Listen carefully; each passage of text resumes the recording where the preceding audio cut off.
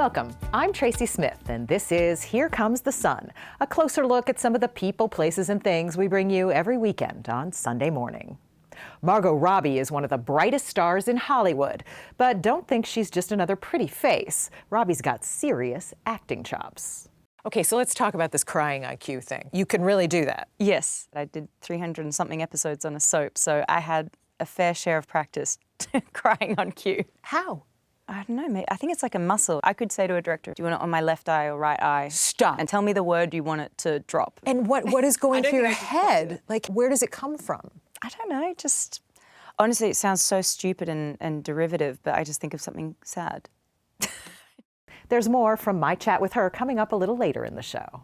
So much of what has happened to you seems lucky, but the truth is, it really is a combination of your preparing and going for it, and then luck coming in the door. Yeah, there definitely is an element of luck, but it's like, I don't know, it's like you have to work really, really, really hard so that there's room for luck to come in. It's like you got to work and work and work and work and do so much hard work and so much preparation and just tee up all the potential opportunities. Then Lee Cowan explores our enduring love for the pickup truck.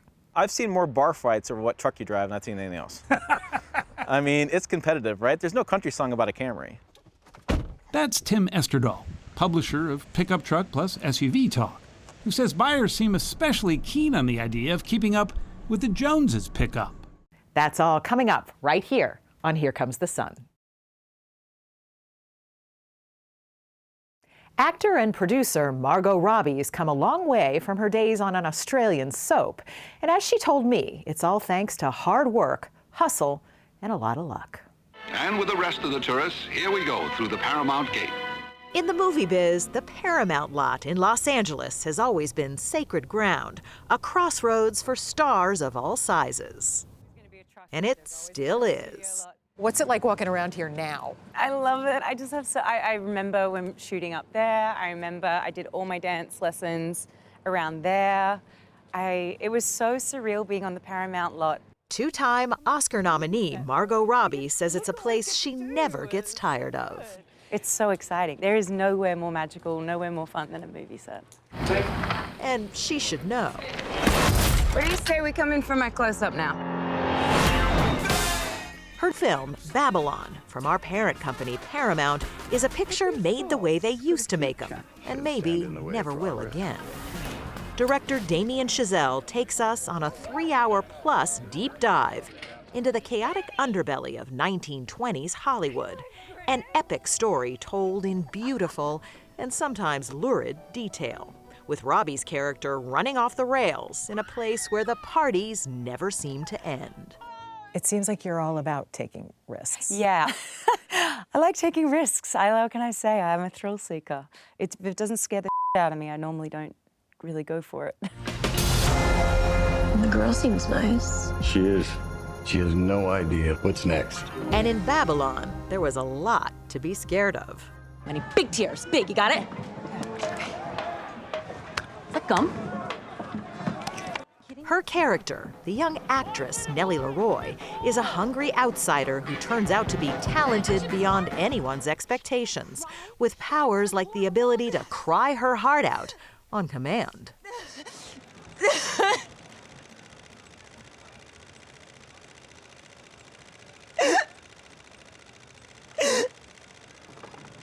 Cut. Hiya, I'm Nellie Leroy. So we going again? Okay, so let's talk about this crying on cue thing. You can really do that. Yes, I did 300 and something episodes on a soap, so I had a fair share of practice crying on cue. How? I don't know, mate. I think it's like a muscle. I could say to a director, do you want it on my left eye or right eye? Stop. And tell me the word you want it to drop. And what is going through your head? Like, where does it come from? I don't know, just... Honestly, it sounds so stupid and derivative, but I just think of something sad. But in her life, she says, there's really not much to be sad about.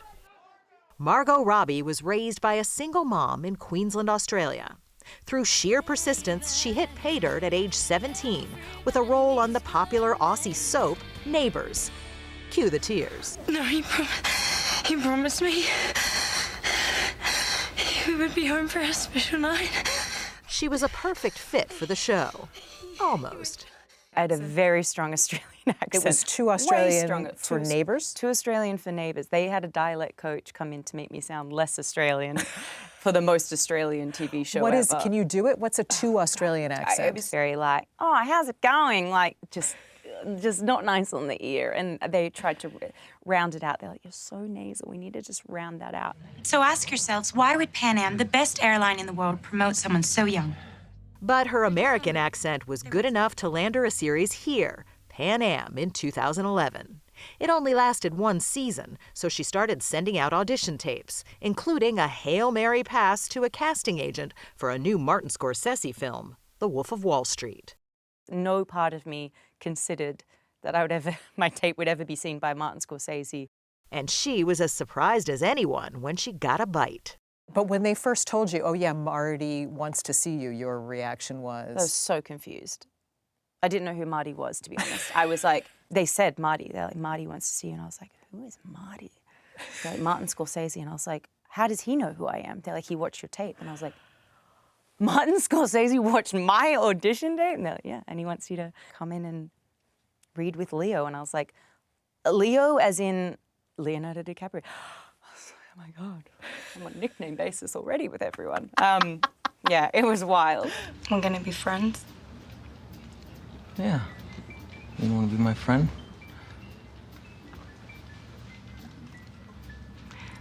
We're not gonna be friends. Her performance opened a lot of eyes and a lot of doors. Since then, she's played everything from the Queen of England. Young. Clever. Confident. To a real doll in film Barbie.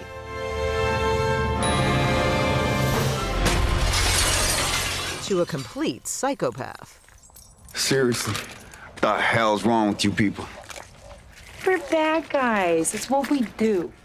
And she went from breaking glass windows to glass ceilings. In 2014, she started her own production company to make female-focused films like this one.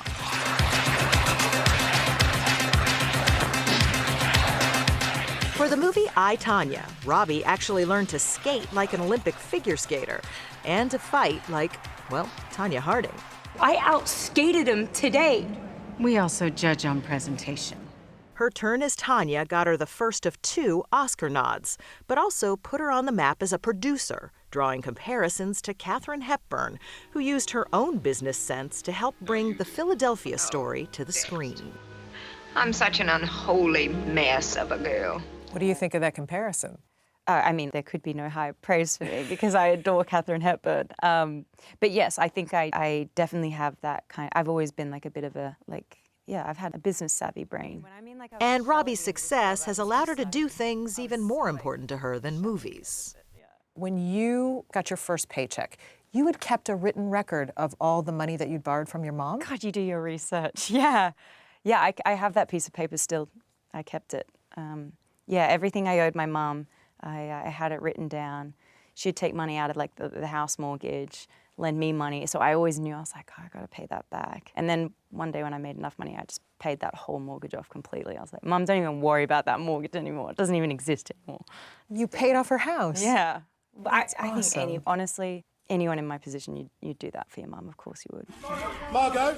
Of course, she's made her mom proud in other ways. The British Film Academy celebrated her lifetime in film. Does it feel kind of weird to get that at such a fairly young age? Yeah, I at first I was like, I don't think I should be getting this. Like, aren't I too young to be getting anything that has the word lifetime in it? But then I was like, but I'll take it, thanks. Night-night, honey. Don't worry about that. The car is not mine. And with her latest role, it's clear that she's earned her own place in Hollywood history. I mean, it's iconic. All these studio lots are, especially this one. I know I'm hardworking and blah, blah, blah, but I'm also the luckiest, yeah, person in the world. You know, every time that I did something, I was like, oh, now it's the top. It will never get better than this. And then somehow it's just kept getting better and better. I'm so, so grateful and lucky. More exclusive excerpts from our conversation coming up a little later in the show. Up next, America's passion for the pickup truck.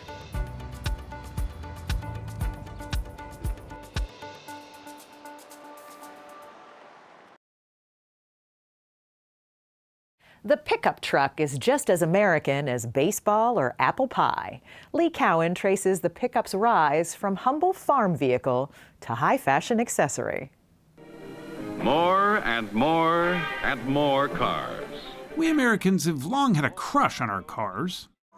Some trucks are good for only one thing, rough work. But when it comes to a really committed vehicular relationship, well, it's the pickup truck that sets our hearts aflutter.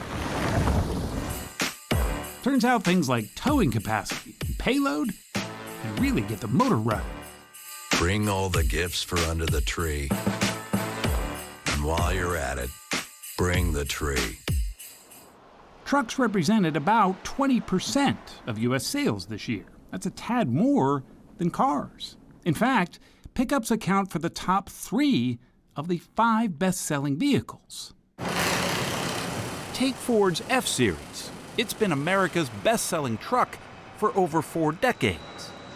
Just how important are they to Ford's bottom line? We asked CEO Jim Farley. F-Series is the second most valuable consumer product by revenue behind the iPhone.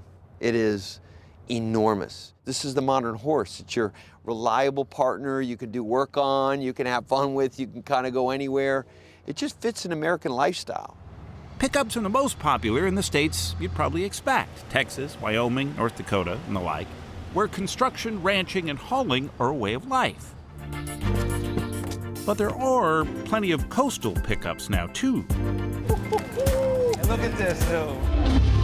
We'll steer clear of pickup politics here, but suffice it to say that you can't get sales numbers that big by selling pickups in red states alone. It's millennials, according to J.D. Power, who buy the most new trucks these days, and yes, some have no desire to haul anything more than a bag of groceries. Oh, actually, that was supposed to be for me. I love it. I don't need them for anything. I could drive anything. I just drive it, getting from point A to point B. The number of women interested in pickups has been growing almost every year, too. Do you need a truck, or you just like the way they look? I like the blue one. The mid-sized truck market has heated up, too, like Chevy's Colorado, Ford's Ranger, GMC's Canyon. They may look smaller, but they can be just as capable.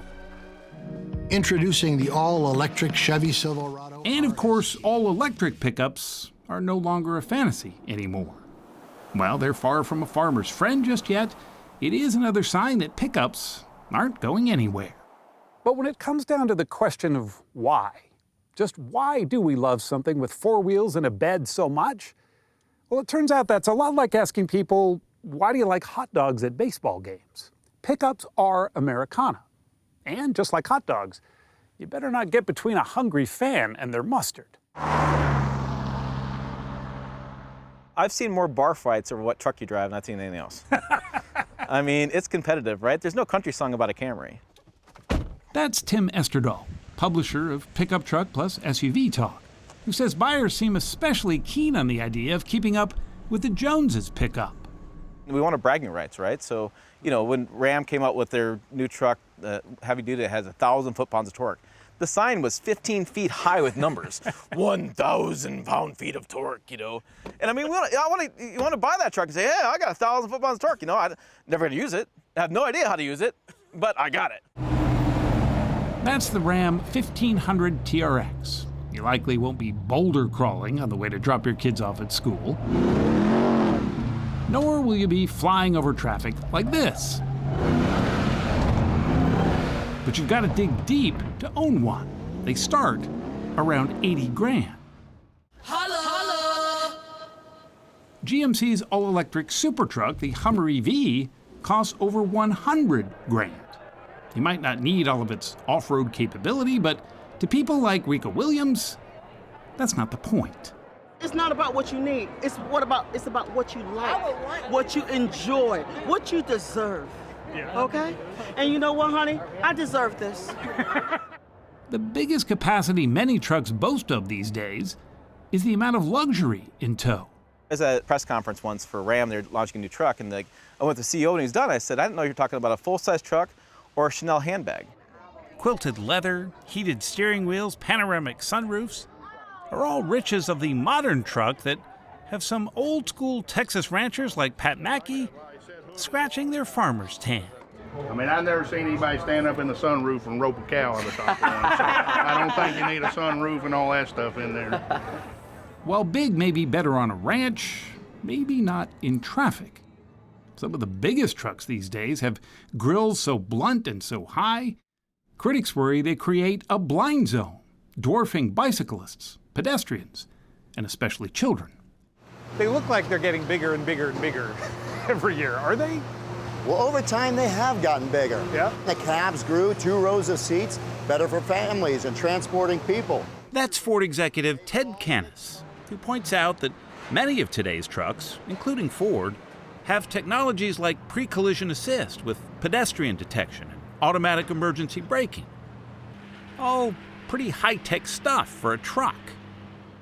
Dodge gives you toughness, traction, and a ton of know-how in four-wheel drive. The trucks we used to know were as homely as a hound dog. Dents were character. Rust offered a two-tone look. And the dash, well, that was just a place for smokes. As our longtime Sunday morning humorist Roger Welsh once observed. Most of the stuff in real pickup trucks should be unusable or unidentifiable. Real pickup trucks have things growing in the bed or in the cab. Our 3/4-ton Chevy Cheyenne is actually pulling 187 tons on this level road. That legacy is still present. Trucks remain the symbol of Dust Bowl determination. But these days, you can dress them up or dress them down, drive up walls or drive down Wall Street. This is great. Not bad for something Henry Ford once envisioned as simply a way to haul some hay. Way to go.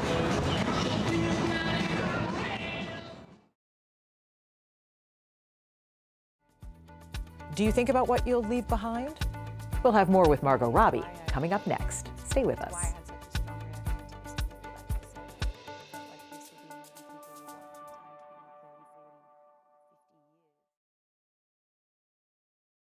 Welcome back. As promised, here's more from my conversation with Margot Robbie. So when you watched Wolf of Wall Street, you didn't think that your acting was all that? I mean, you said you didn't feel like until I, Tanya, that you'd really, that you'd nailed it acting-wise? No, I didn't think I nailed it, actually, in Wolf. I thought I could have done better. I was bummed I held back in some instances, actually. I know that doesn't seem like a character. That was holding back? Yeah, that was holding back a little bit. And I think it was because I was, I don't know, I just wasn't as confident back then. And I don't know, I think I had great moments in Wolf of Wall Street, but I felt like I could have done better. Wow. It's a beautiful performance, but okay. But so then you do I, Tanya, and that gave you the courage to write a letter. Yes, to one of my absolute heroes, Quentin Tarantino. I adore Tarantino films, and always, always, always dreamed of being in a Tarantino film. That is always been a bucket list. So you not email, you penned a letter. Yeah, I'm a very analog person. I write everything down. I do everything handwritten. But I also know that he writes, he's a very analog person, only has a home phone. I've, obviously read everything there is to read about him. So I thought he'd appreciate a letter more than an email. Plus I was like, I don't even know if he has email. I don't know if he does that. And it worked. And it worked. Thank God he got that letter right after finishing writing Once Upon a Time in Hollywood.